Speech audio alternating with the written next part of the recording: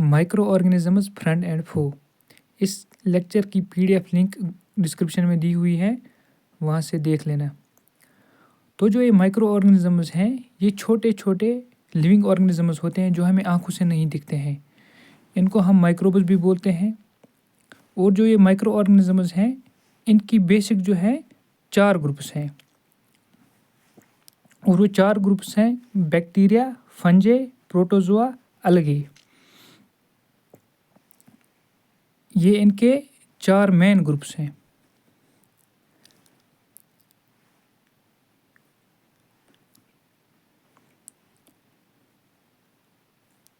अब जो हमारा पहला ग्रुप है बैक्टीरिया, बैक्टीरिया जो है वो एक सिंगल सेल ऑर्गेनिज्म होता है, एक ही सेल।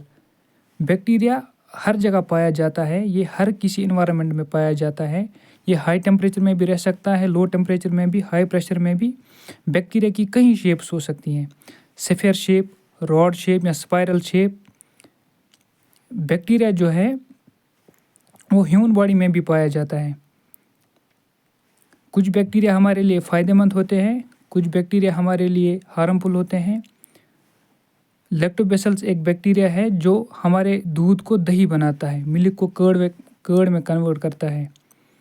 कुछ बैक्टीरिया से बीमारियां भी होती हैं, वो हम आगे देखेंगे।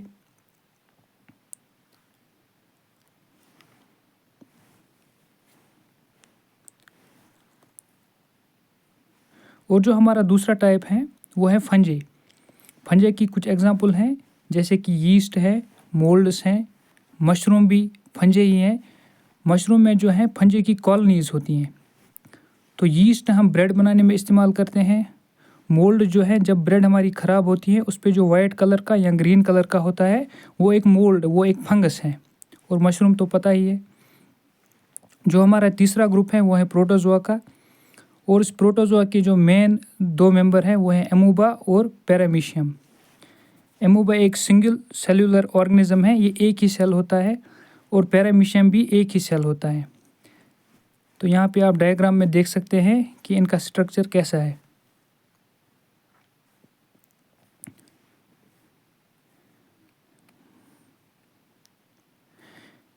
इसके बाद जो हमारा 4th ग्रुप आता है वो है अलगे का ग्रुप। अलगे के कुछ एग्जाम्पल्स दिए हुए हैं, स्पाइरोगैरा और फाइटोप्लैंक्टन। ये जो फाइटोप्लैंक्टन है, ये आपने देखा होगा पानी में, कभी कभी वो ग्रीन कलर का होता है पानी के ऊपर, वो दरअसल अलगे होता है, बहुत सारे अलगे एक साथ। और ये अलगे फोटोसिंथेसिस में भी बहुत ऑक्सीजन प्रोड्यूस करते हैं।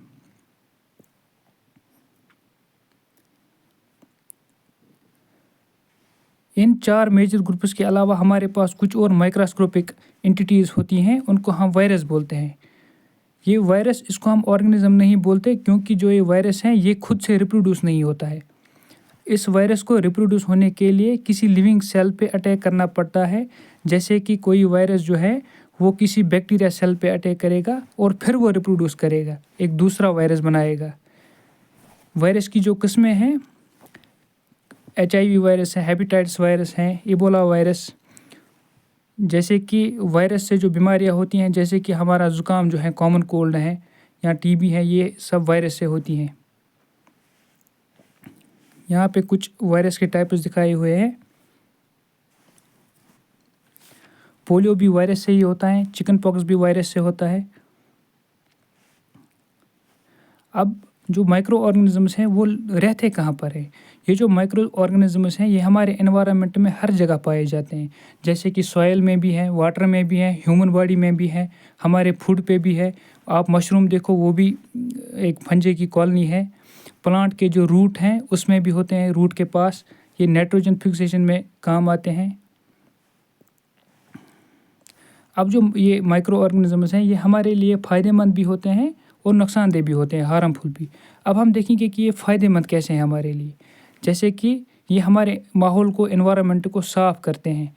अगर अभी कोई गंदगी हो, कोई वेजिटेबल हो या कोई फ्रूट सड़ा हुआ हो, तो उसे ये माइक्रो ऑर्गेनिज्म डिकम्पोज करते हैं और ये साफ़ कर देता है।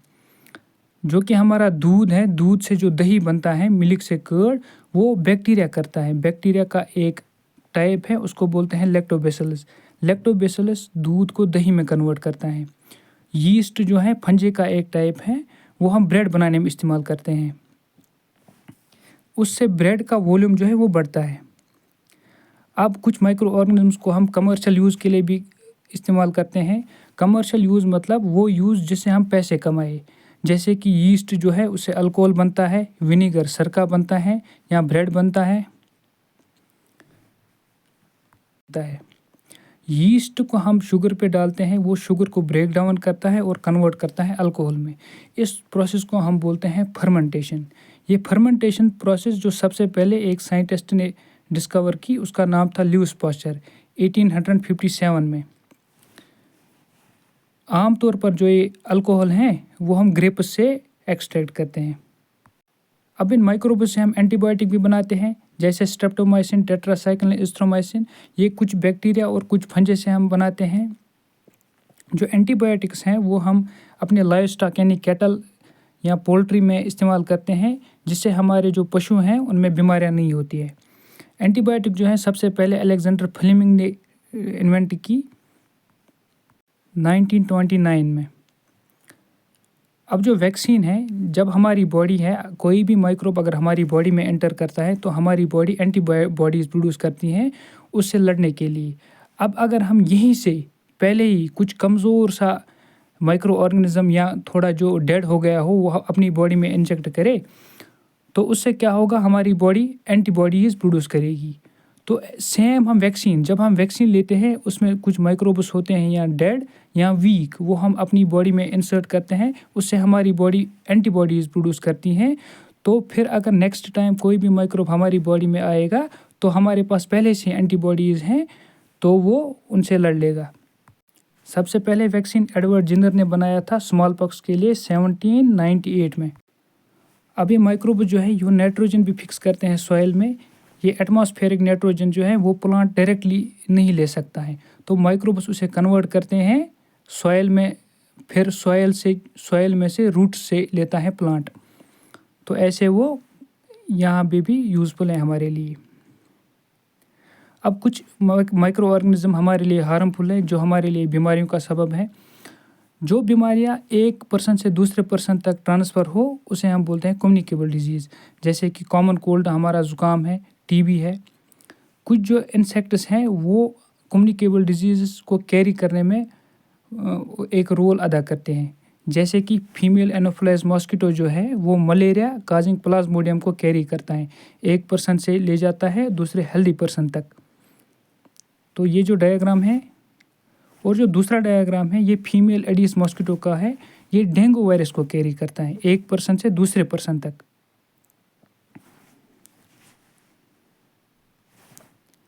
अब हम मॉस्किटो की ब्रीडिंग को कैसे रोकें। मॉस्किटो जो है ये पानी में अंडे देता है, तो हमें अपने घर के आसपास पानी को जमा नहीं होने देना है। किसी गमले में कोई खड्डा हो, जहाँ पे भी पानी रुका हो, मटका या कुछ, उस पानी को हमें जमा नहीं होने देना है। तो इससे हम मॉस्किटो की ब्रीडिंग को रोक सकते हैं और हम डेंगू से बच सकते हैं। ये कुछ डिजीज़ हैं, इनके कॉमन काजेस, माइक्रो ऑर्गेनिजम्स और मोड ऑफ ट्रांसफ़र और प्रिवेंशन। ये चार्ट दिया हुआ है। TB, measles, chicken pox, polio, ये सब एयर से ट्रांसफ़र होता है। हेपेटाइटिस वायरस वाटर से, मलेरिया प्रोटोजोआ मॉस्किटो कैरियर है इसका। ये टेबल आप देख लो। अब जो माइक्रो ऑर्गेनिजम्स हैं ये एनिमल्स में भी डिजीज़ लाते हैं। जैसे कि एंथ्रेक्स डिजीज़ है वो बैक्टीरियम से होता है, एक बैक्टीरिया होता है, वो एनिमल में भी होता है और ह्यूमन्स में भी होता है। आप एंथ्रेक्स डिजीज़ का जो फोटो है वो देख सकते हो। और जो एनिमल्स हैं उनमें होता है फुट एंड माउथ डिजीज़, वो एक वायरस से होता है, उसकी पिक्चर भी दी हुई है, आप ये भी देख लो कि ये कैसे होता है। ये सब माइक्रो ऑर्गेनिजम्स की वजह से होता है। अब प्लांट्स में जो डिजीज़ होती हैं माइक्रो ऑर्गेनिज्म की वजह से, उनका एक चार्ट दिया हुआ है। और जो डिजीज़ हैं ये हम स्प्रे से रोक सकते हैं। हम कोई केमिकल स्प्रे करें प्लांट पे तो ये सब बीमारियां दूर हो जाती हैं।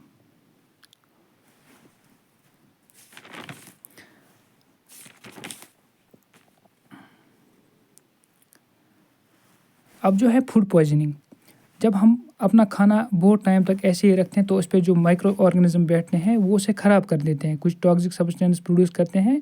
अगर हम वो फूड खाएंगे तो हम बीमार हो जाएंगे। तो उसी को बोलते हैं कि फूड पॉइजनिंग। अब इस फूड पॉइजनिंग को हम कैसे रोकें? हमें फूड को प्रिजर्व करना है बहुत टाइम तक। तो उसके लिए हमारे पास है केमिकल मेथड्स, जैसे कि साल्ट या एसिड हम लगाते हैं पिकल्स में कुछ, तो उससे क्या होता है, माइक्रोब्स की जो ग्रोथ है वो रुक जाती है। या हमारे पास और भी मेथड्स हैं, जैसे कि भाई कॉमन साल्ट।